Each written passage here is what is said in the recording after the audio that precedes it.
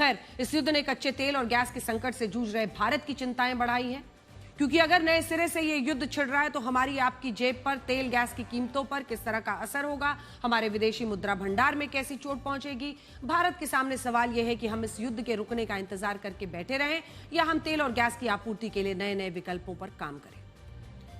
इन्हीं सवालों पर मंथन के बीच अब भारत एक ऐसा रास्ता निकालने की कोशिश में है जो हमारी ऊर्जा जरूरतों के लिए गेम चेंजर बन सकता है।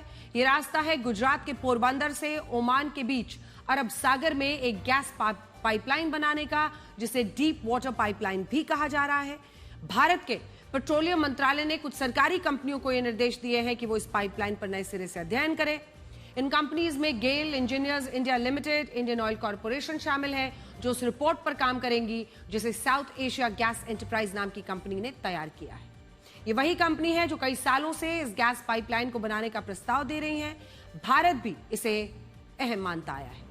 अगर सब कुछ सही रहता है तो ये पाइपलाइन समुद्र की सतह से 3000 मीटर नीचे बनाई जाएगी और ये कोई मामूली गहराई नहीं है। बुर्ज खलीफा की ऊंचाई 828 मीटर है, जिसका मतलब ये हुआ कि ये पाइपलाइन बुर्ज खलीफा की ऊंचाई से लगभग 4 गुना ज्यादा गहराई पर बनाई जाएगी।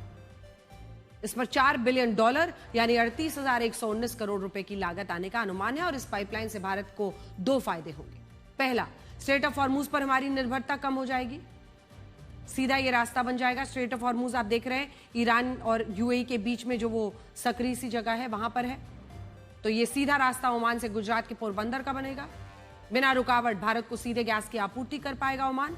अगर आंकड़ों में देखें तो हमें हर दिन 1.1 बिलियन क्यूबिक फीट गैस इस पाइपलाइन से मिल सकती है और अगर हम चाहें तो इस पाइपलाइन को गुजरात के साथ मुंबई से भी जोड़ सकते हैं। दूसरा फायदा यह होगा कि इससे हम समय, पैसे की बचत करेंगे। भारत अभी नेचुरल गैस को बड़े बड़े जहाजों, टैंकर्स में लाता है। यह काम आसान नहीं होता। आपने देखा होगा कि जब गुब्बारे में गैस भरी तो बहुत आकार बड़ा ले लेता है। ऐसा इसलिए होता है क्योंकि गैस को जमा करने के लिए ज्यादा जगह की जरूरत होती है। अगर इस गैस को जहाजों में भरकर लाया जाए तो यह संभव ही नहीं है।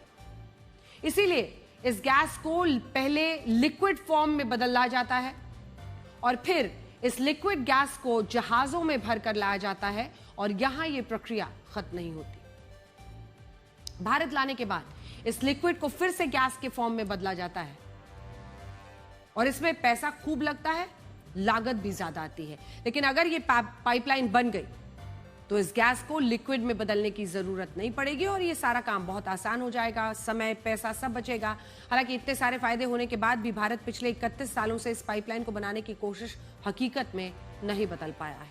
साल 1995 में हमने पहली बार सोचा था कि भारत समुद्र के नीचे एक गैस पाइपलाइन बनाएगा। यह आइडिया तब आया जब पहले हम पाकिस्तान के रास्ते ईरान तक एक ग्राउंड ऑपरेटिव पाइपलाइन बनाना चाहते थे। फिर हमें लगा कि पाकिस्तान का तो कोई भरोसा नहीं, इसलिए हमने ये योजना बदली। ये तय किया कि हम समुद्र में ओमान और ईरान तक एक नई पाइपलाइन बिछाएंगे। साल 2015 में इस पर सारे अध्ययन भी हो चुके थे, लेकिन तब पाकिस्तान ने इसमें अड़ंगा डाला। पाकिस्तान कहता है कि अरब सागर में जिस जगह से ये पाइपलाइन गुजरेगी उसका कुछ हिस्सा उसके एक्सक्लूसिव इकोनॉमिक जोन में आता है।